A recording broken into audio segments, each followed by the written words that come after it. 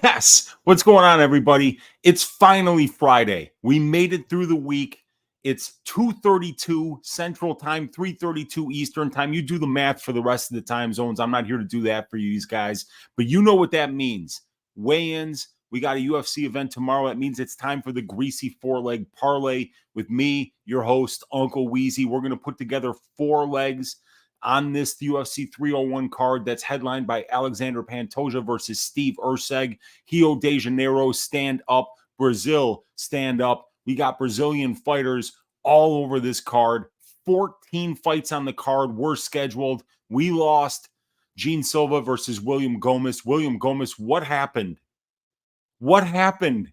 How do you weigh in with a wet t-shirt on, come in 3 pounds below the contracted limit, and then get the fight call? What happened? I don't know what happened there. So rest in peace to your Uncle Weezy's plus 135 money line ticket and the CLV trophy I would be holding right now if this fight was still going to happen, but I'm not. My hands are empty. I've got nothing. So now what I need to put in my hands are some flapjacks that are just covered in syrup and butter. And I want them stacked high, which means that we got to hit this Greasy 4-leg parlay this week, you guys. 4 legs, 1 cash. We're looking at something that's going to be coming out to about plus 700 right now on Bet Online Sportsbook. Not a lot of complicated lines on this week's parlay, so let's break it down. Let's go leg by leg here. Leg number 1 is going to be the Deni Barbosa money line at minus 230 right now on DraftKings Sportsbook. So, or not on DraftKings. This is on Bet Online Sportsbook here. So Bet Online has got the best lines this week, and usually they do. Their lines have the least vig in them when you talk about money lines. I can prove it even. You know, if we were to go over here to, this is actually the wrong sheet. Let me get this sheet here for you guys. Get up the probability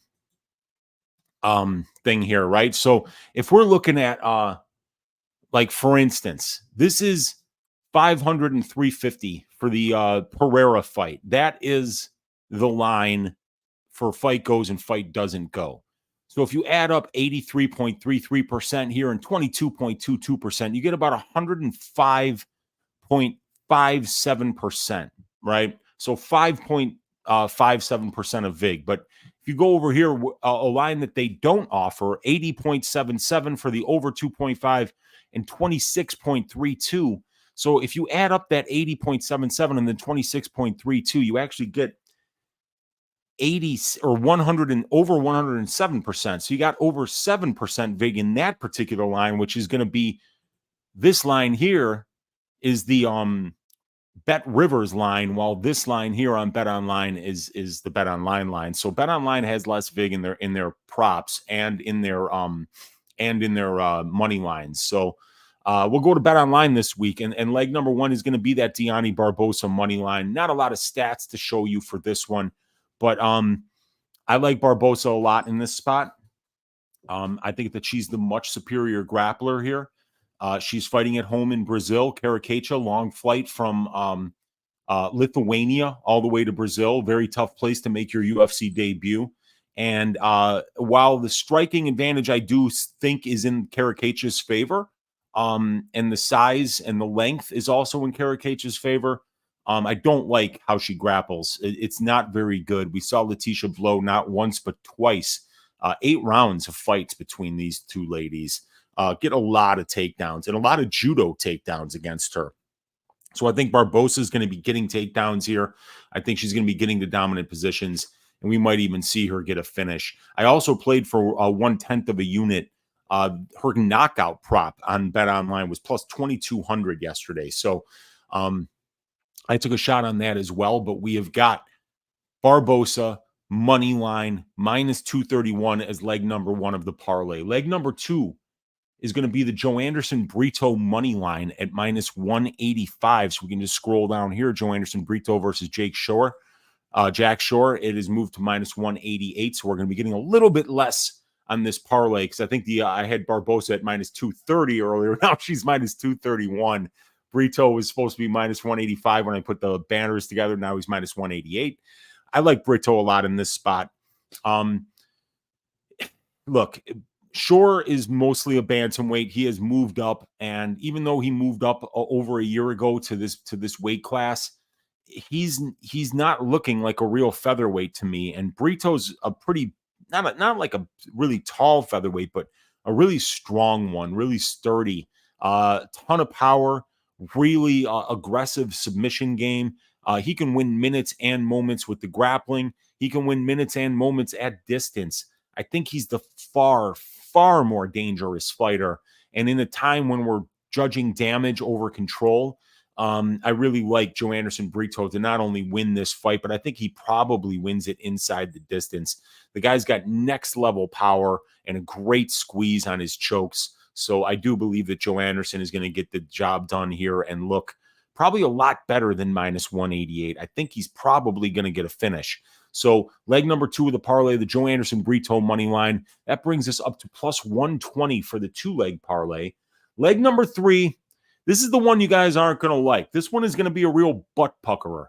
But you know what? Fortune favors the brave, ladies and gentlemen, and we're going to be brave here, and we're going to bet the over 1.5 rounds in the Pereira versus Pereira fight. So this is where we see that bet, right? This is a plus 130 bet.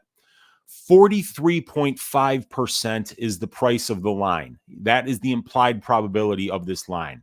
62% of middleweight fights that are scheduled for 3 rounds go over 1.5 rounds. So we're getting an 18.71% discount. That's this number right here that you see.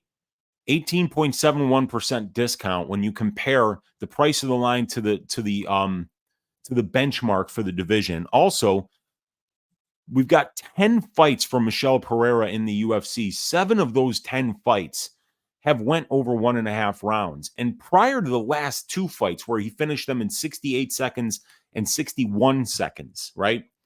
Prior to that, his last 4 wins were decision wins. And they were against pretty decent fighters, but he's not even finishing Andre Fialho, a guy that everybody with a pulse is finishing at the UFC level.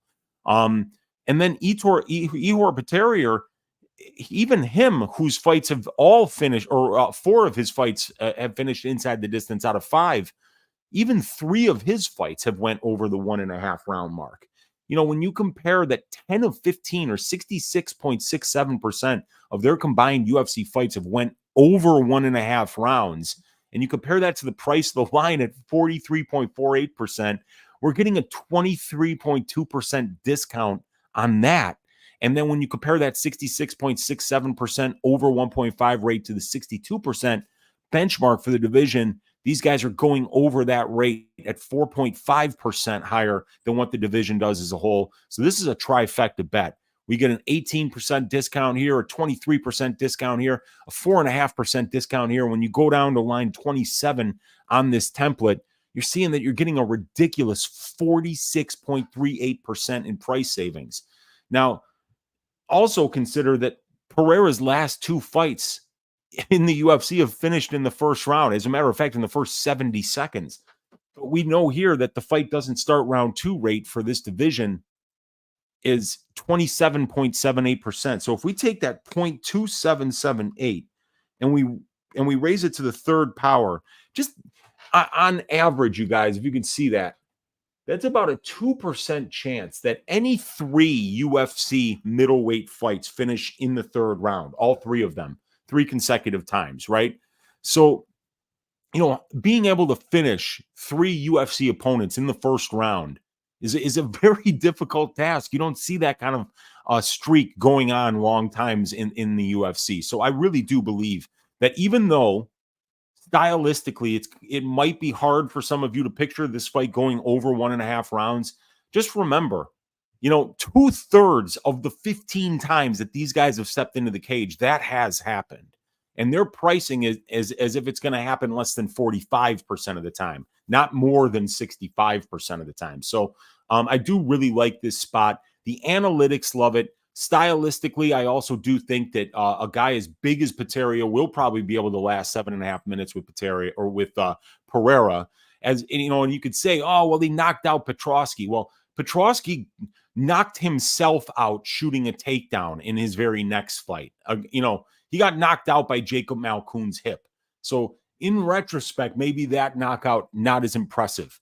Also, he choked out Mihail Oleksiejczuk, and Mihail Oleksiejczuk has been submitted by everybody that has a pulse in the UFC. So maybe that's not the most. I'm just telling you guys, recency bias is something that drives lines.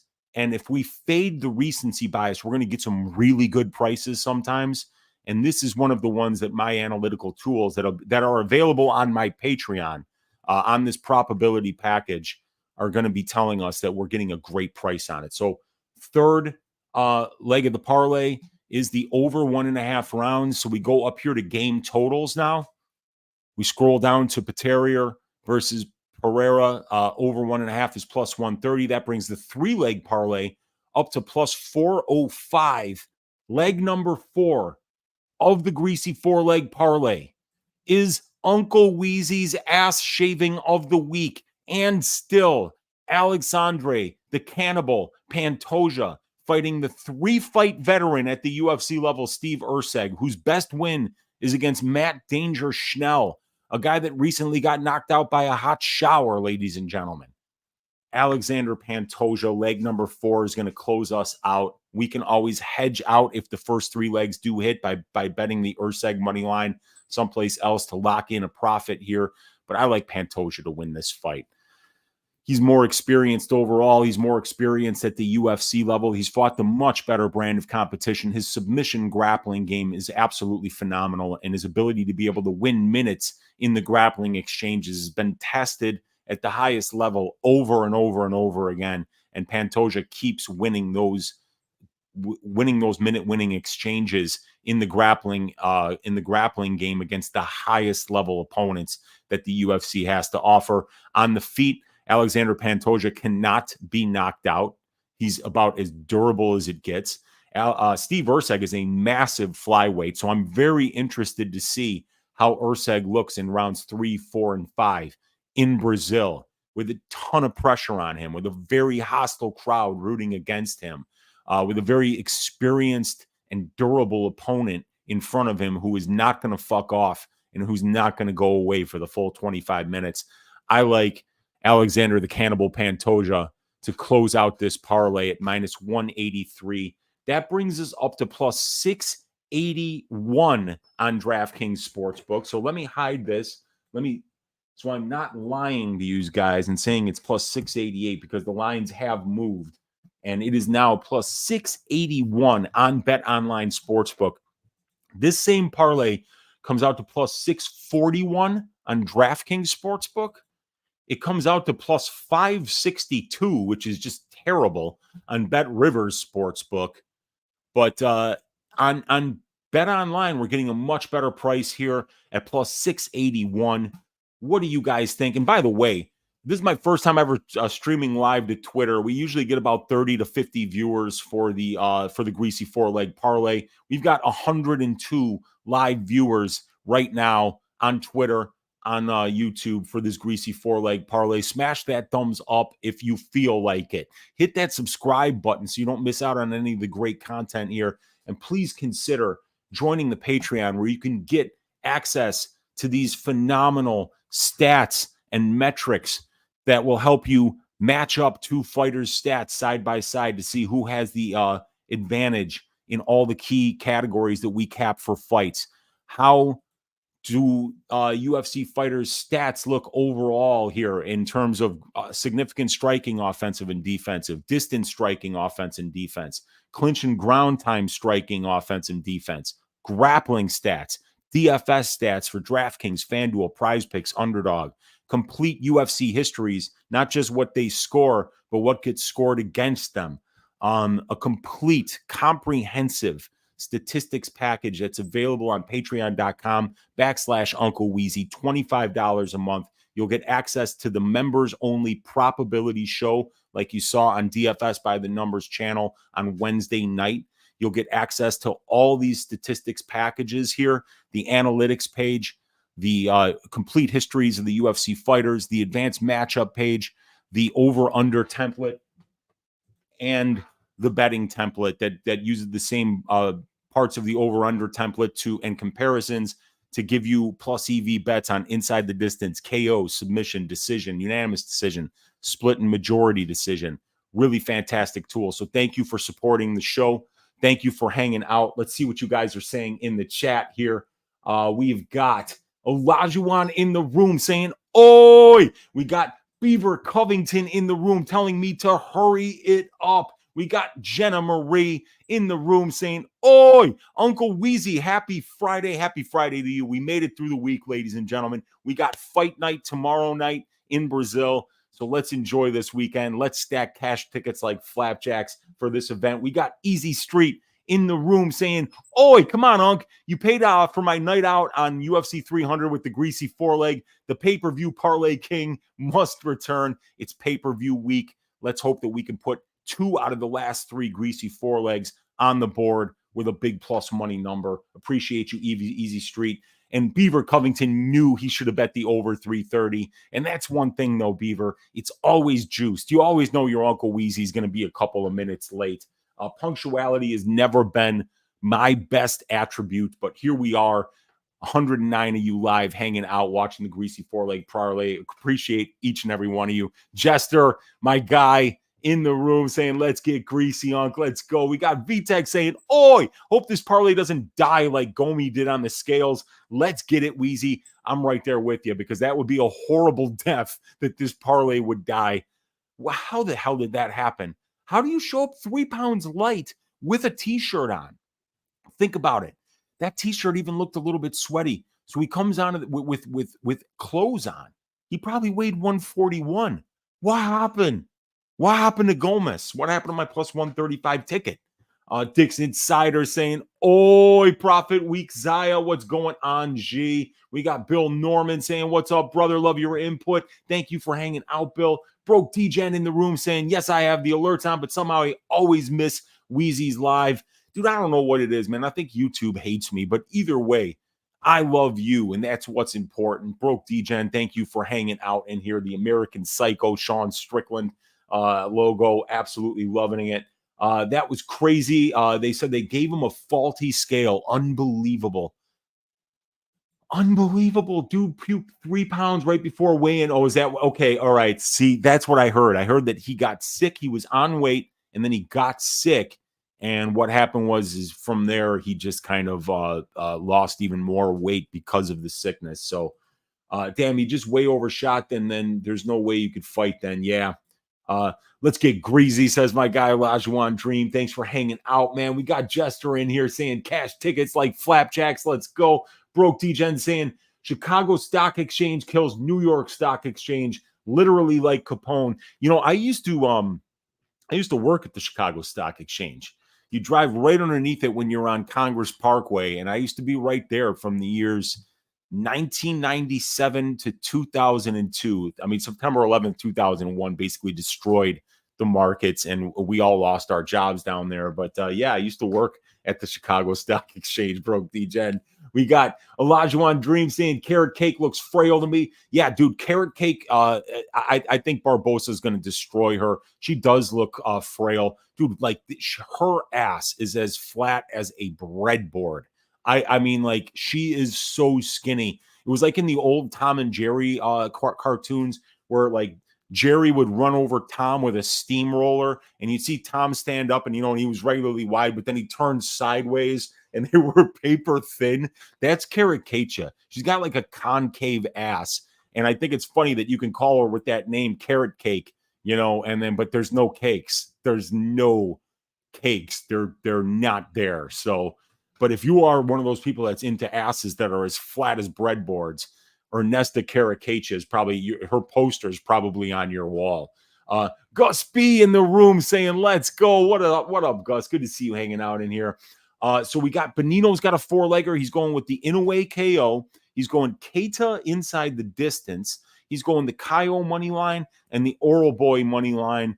Yeah, I don't know who Keita is. I definitely know who Inoue is. He's one of the top boxers right now in the world. Jester, the All Brazil parlay plus 37,745. Wow. 13 leg parlay. That would be awesome, dude. plus 1,800 KO. Yeah, dude. Well, I got plus 2,200. That's where I tracked it. Let's see where they have it. Oh my God, it's down to 1,200. Boy, oh boy, did I get the best of that line. Holy shit. But I think on Bet Rivers, they had it at plus like 1,850 or something like that. The KO for Barbosa, 1,900. So you can still get 1,900 for KO for Barbosa, but for some reason, people are betting that Barbosa KO, and I've got a tenth of a unit at plus 2,200 tracked. So yeah, there we go. He's got $2 on the All Brazil parlay. Sure does look physically soft. I mean, yeah, he moved up. He doesn't want to cut down to 135 anymore, and I totally get that. But I think that that's going to catch up to him because he's a guy who won a lot of minutes with his grappling, and that's not being scored the same anymore. I think he's going to have to show some power here or some submission ability, and I don't know if I can believe it. And Jester's saying, "My man, let's get that." And love the third leg, that plus 130. Yeah, so the plus 130, I've got a track bet on that one unit plus 130. If you look at the other sites, it's nowhere close to that.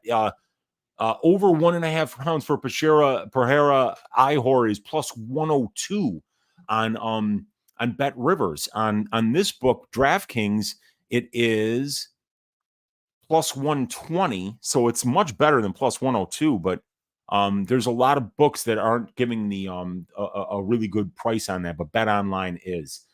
Forgot about the hip bone KO. That's right. So I mean, yeah, dude, it's a good contrarian play, and it might go up in flames 30 seconds into the fight. Pereira might land a big body kick that just folds him in half.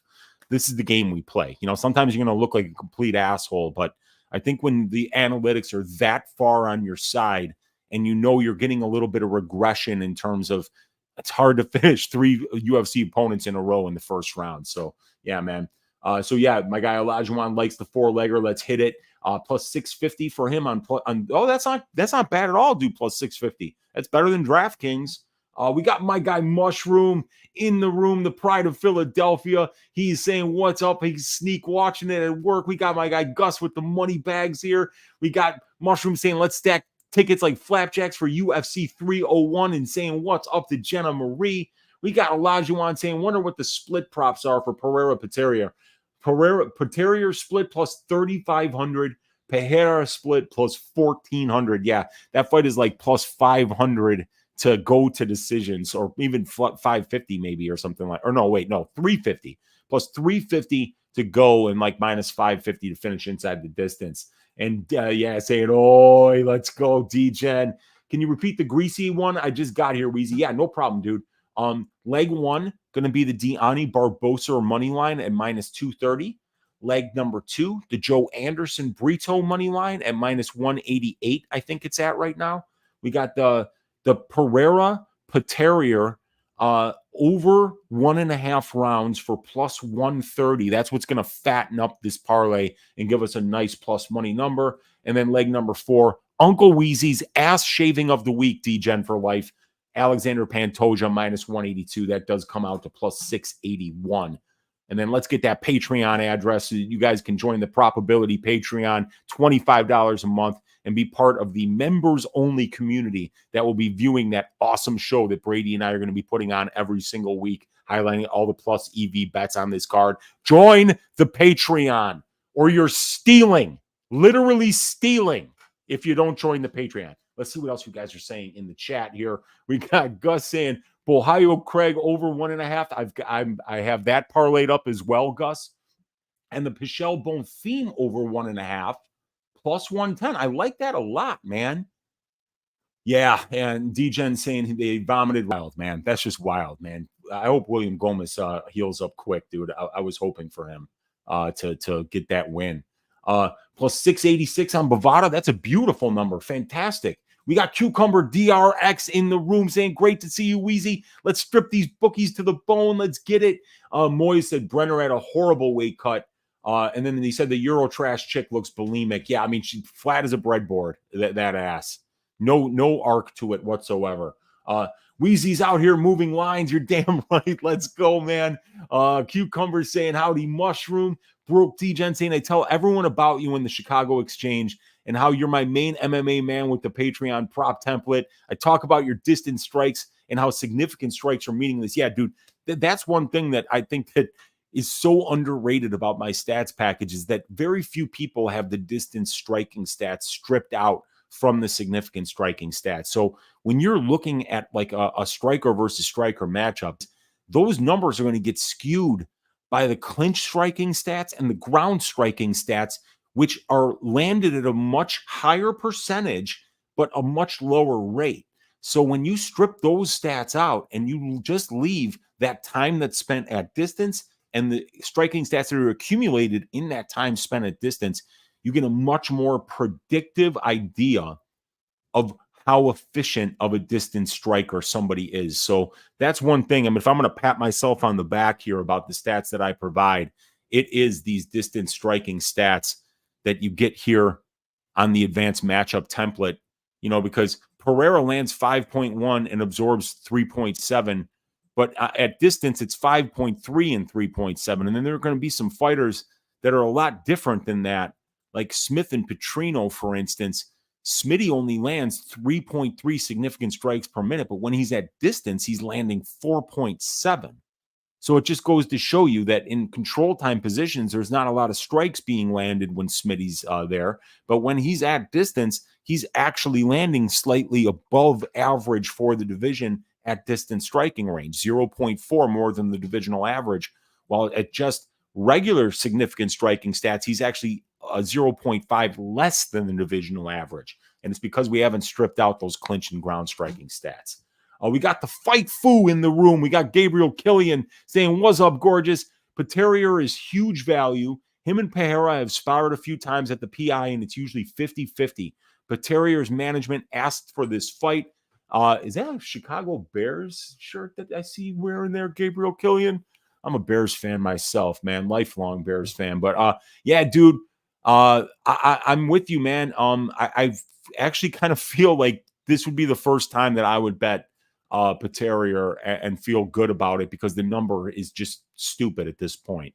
I mean, if there's anybody that can pull a stunt, it's Michel Pereira. And I am predicting a very choreographed and involved pre-fight dance routine. You heard it here first. So that could tire out Pereira. We'll see, man. We got Zach Johnson saying, what up, Weezy? We got Volkan Ardich in the room saying, oi, what's up, Volkan? We got Invest with the Best in the room saying, how we doing? Let's have a weekend. Let's get it. Invest with the best. Let's go. Olajuwon Dream in the room saying, wonder if any UFC fighters, coaches, check out the stat template. That would be interesting, you know, because they would get access to information that they wouldn't have on just UFC stats if they were looking at stats. But I think that most of those coaches are way more interested, as they should be, in my opinion, with the stylistic components of that particular fight rather than the statistical aggregates of all the fights that took place before. But those statistics could help coaches, in my opinion, identify weak points in their opponent's games. And that's what you need to do if you're going to be a good coach, is you need to game plan to the weakness of your opposition. We got Jeff Bruno in the room saying you could get Pereira at plus 500 on William Hill. My God, my book has him for plus 475, and I took it. It's such a huge number, man. We got Grateful Dude in the room saying, oh, what's up, Grateful Dude? We got Volkan saying bets are hoofy and close. What do you think? I'm picking both to win, Volkan. I think close probably wins by decision, and I think hoofy probably wins inside the distance by knockout. But I'm picking both of them to win, and I think you'll probably be up money this week. We got Radislav Kolev in the room saying, go, Pack, go. Come on, man. Come on with the Packers. And Volkan saying he sprinkled Ihor as well. Yeah, man, I don't think there's anything wrong. Wait, what? My guy Genova is saying, did you see my boy Slippery Pete won his last fight by a gooch kick? No, I did not. Slippery Pete Barrett, stand up. I love that guy. So slippery. probably the most slippery fighter that's ever stepped foot in the UFC cage. I'm happy to see Slippery Pete won that last fight. I'm going to have to check that out, Genova 7. Thanks for the heads up, man. I was reading Volkan's comments about this, and I kind of like snuck down below and saw that. Oh, my God, that's wild. Yeah, I think there's nothing wrong with sprinkling Ihor Pereira at plus 500. The guy's much improved. He's younger. He's a guy who's fought most of his career at 205, while Pereira's fought most of his career at 170. Big size difference. Pereira's got some power, sambo background. You never know, man. You never know. And Olajuwon Dream saying skull. Yeah, dude, I'm going to check that out, dude. Gooch kick. Well, yeah, technically it was a gooch kick to submission, but it was led via the gooch attack. I can't wait to see that, dude. And imagine all the massive favorites lose. The world would be on fire. Yeah, dude. I know, because I've got a few of these favorites in the parlay. So you guys, one more time before we head out here. Deni Barbosa is leg number 1 of the Greasy 4-legger. We got it up here. Leg number 2, Joe Anderson Brito money line. Leg number 3, over 1.5 rounds, Pereira Pereira. Leg number 4, Uncle Weezy's ass shaving of the week, Alexander Pantoja at minus 182. Comes out to plus 681 on Bet Online Sportsbook. Let's cash this one, cash 2 out of the last 3, and move on to UFC St. Louis next week. God bless each and every one of you. Hit that thumbs up on your way out. Make sure you subscribe to the channel. And please, for the love of Jah, if you have any love for your Uncle Weezy, join the Patreon. And it's not just for me. It's not just for Brady. It's for you, because you're going to get access to all these phenomenal stats. You're going to help yourself be a better long-term gambler, make better, more informed decisions. Every time you go to place a bet, you're going to have all the information all in one place. Thanks to me, your Uncle Weezy, looking out for you guys. Thank you so much for showing up. Let's stack cash tickets like flapjacks for UFC 301. Enjoy the fights, and we will see you next week for UFC St. Louis. Good luck, everyone. Take care.